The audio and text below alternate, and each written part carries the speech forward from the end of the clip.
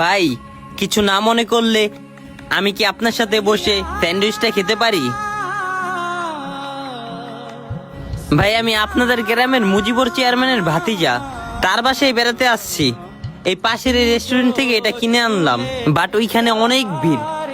আপনার জমি জামা এই প্রকৃতির দৃশ্যটা খুবই সুন্দর, এইখানে বসলে মনটা শান্ত হয়ে যাবে।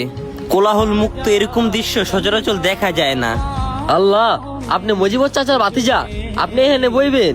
আপনি এখানে বইলে তো আপনার প্যান্টটা নষ্ট হয়ে যাইব। কি করি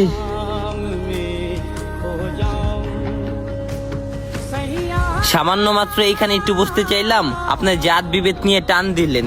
আপনি যদি এইখানে বসে ভাত খেতে পারেন, আমি কেন একটা স্যান্ডউইচ খেতে পারবো না?